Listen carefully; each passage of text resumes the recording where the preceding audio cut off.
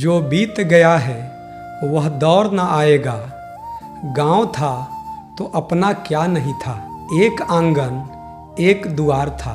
सुख में हो या दुख में हो, एक पैर पर खड़ा रहने वाला संयुक्त परिवार था। आज हम सभी अपने गांव में ही गांव खोज रहे हैं। पीपल, बरगद और आम के पेड़ का छांव ढूंढ रहे हैं। आज हम सभी अपने गांव में ही गांव ढूंढ रहे हैं। शहर की भाग दौड़ भरी जिंदगी के आगे गांव पर कभी हम लोगों का नज़र ही नहीं गया। जिस गांव ने अपनी गोद में हमें पाल पोस कर बड़ा किया, समय के साथ बदल गया सभी के बोलने का तरीका। इस बदलाव के दौर में हम अपनापन ढूंढ रहे हैं। प्रिय दोस्तों, असली दुख का कारण यही है कि हम गांव के लोग ही शहर और गांव में भेद गांव से निकलने के बाद खुद करने लगे।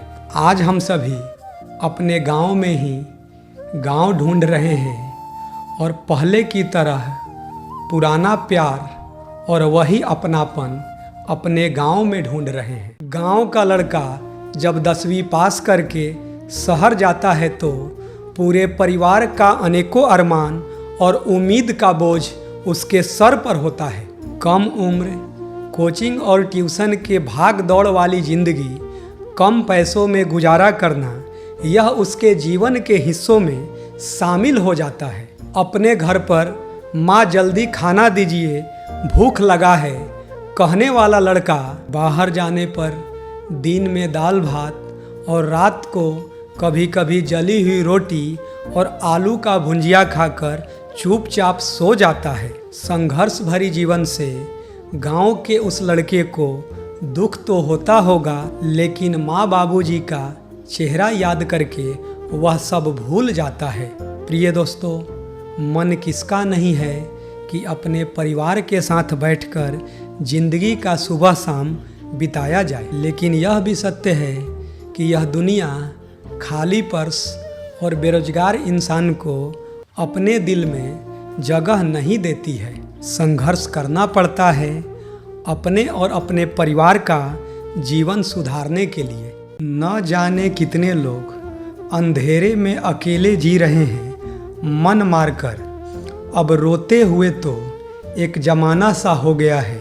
कोई चेहरा देखकर हाल समझ जाता तो इंसान फफक कर रो पड़ता। दुख की घड़ी में जिसको देखकर आंसू आ जाए, वैसे दोस्त सभी पीछे छूट गए। युग पहले का ही ठीक था जब इंसान मशीन नहीं था। समाज में इतनी इंसानियत तो ज़रूर होनी चाहिए कि जब आपका मन भीतर से ठीक नहीं हो तो आपका दोस्त आकर यह कहे कि चिंता की बात नहीं है, मैं हूँ ना, मैं सब संभाल लूँगा। प्रिय दोस्तों, क्यों ऐसा लगता है कि दिल पर कुछ बोझ रखा हुआ है, बिना रोए वह हल्का होने का नाम नहीं ले रहा। बाकी चेहरा देखकर हाल चाल पूछने वाले दोस्त अपनी रोजी रोटी के चक्कर में बहुत पीछे छूटते चले गए। अब जो पास हैं वे सभी बनावटी चेहरा देखकर बस अनुमान लगाते हैं। रोने में कोई बुराई नहीं है, लेकिन जहाँ दुलार नहीं मिलता वहाँ आंसू भी नहीं छूटता है। बचपन में हम लोग चिड़िया को शाम के समय में लौट कर अपने घोंसले में आते हुए देखते थे तो कितना मन आनंदित होता था। और आज इंसान गांव छोड़ने के बाद वापस नहीं आ पाता है। कभी कभी बिना बुलाए भी अपने गांव आते रहना चाहिए। यदि शहर में ज़रूरत पूरा हो चुका है तो कृपया लौट आइए। प्रिय दोस्तों, ज़रूरत को सिर्फ ज़रूरत रहने दीजिए। ज़रूरत रूपी पिंजड़े में बिल्कुल कैद मत होइए। अभी भी समय है। अपने लोगों को ज़रूर याद कीजिए और उनसे ज़रूर मिलिए। इस बात को गंभीरता से सोचने की ज़रूरत है। क्या तरक्की हुआ ज़िंदगी में कि संपत्ति तो बढ़ गया, लेकिन माँ बाबूजी का उम्र घट गया। आज भी कई बूढ़े माँ बाप अपने बेटे का इंतज़ार गांव में कर रहे हैं। जब जिम्मेदारी मिला तो इंसान पैसे में ही सिमट कर रह गया। जब भीतर से आत्मा पूछता है तो कोई जवाब नहीं जुटता है। बुढ़ापे में हाथ कांपते माता पिता के लिए पैसों से अधिक ज़रूरत है उनके साथ रहकर संभालने वाला उनका अपना परिवार। जिसने जो भी दिया वह समय पर ले लिया। भाई ने साथ मांगा तो बाबूजी ने उम्मीद।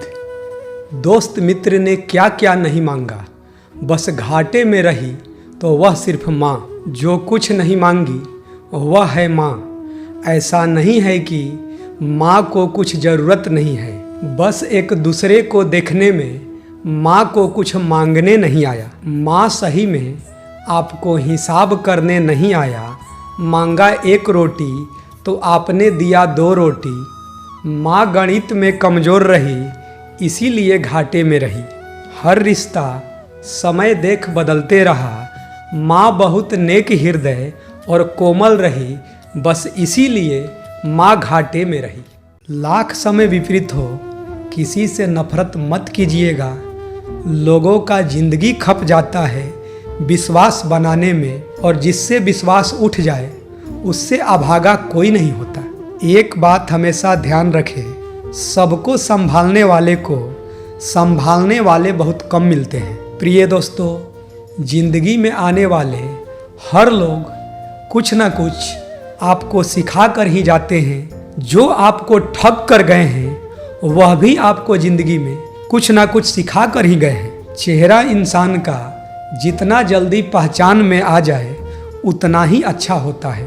मुसीबत में समय पर अपने आदमी को नहीं पहचानना दिल को बहुत चोट देता है। जो दुख में छोड़ देते हैं अपनों के साथ, वह घाव भर नहीं पाता है समय और दवाई के साथ। हम लोग पिताजी के साथ रहकर भी पिताजी से कितना दूर है, इतना दूर कि साथ में एक फ़ोटो नहीं है।